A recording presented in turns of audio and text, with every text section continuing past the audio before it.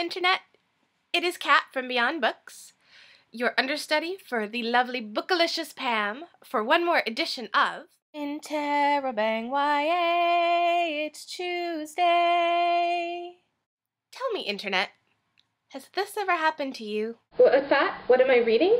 Oh, it's just a book. I mean, it's got some pages and some page numbers and some words and hey, look, isn't that a current topical celebrity over there?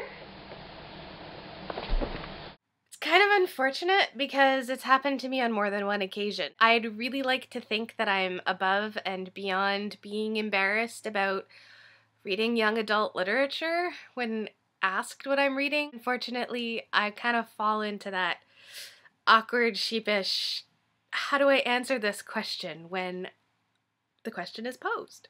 When you think about it, there's not really much that differentiates young adult literature from adult literature, except that it's labeled as for teens. So I don't really know why I get all embarrassed and awkward when people ask me what I'm reading and I'm reading a young adult novel, because I shouldn't be.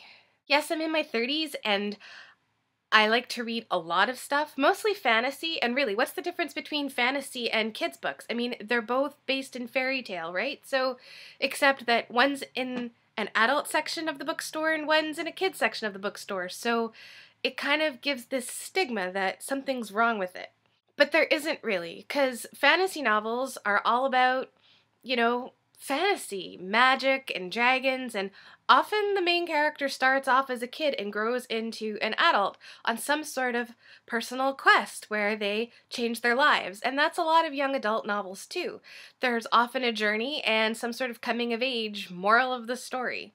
When you think about contemporary novels and try to do the what makes it adult and what makes it young adult, the main difference I can see is a lot of contemporary novels take place in high school, whereas, the grown-up book wouldn't take place in high school. Look at Sarah Addison Allen's Girl Who Chased the Moon. That actually has a teenage protagonist in it, and yet she's still considered, adult author.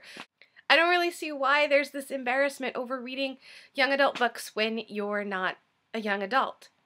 Back when I was a teenager, in the dark ages of the late 80s, early 90s, teen books were about 100 to 150 pages long and kind of focused all about high school and boyfriends and cheerleading, and occasionally there was the magical gem of witchcraft or vampires, if you look at L.J. Smith, and they still took place in high school, but look at urban fantasy now. It's usually a younger, mean character. Books with female leads anyways.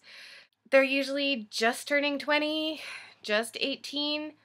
Why is there a difference? When people ask me what I'm reading, I should just say a fantasy book, contemporary novel, mystery. I shouldn't have to say young adult, and I shouldn't get sheepish about it.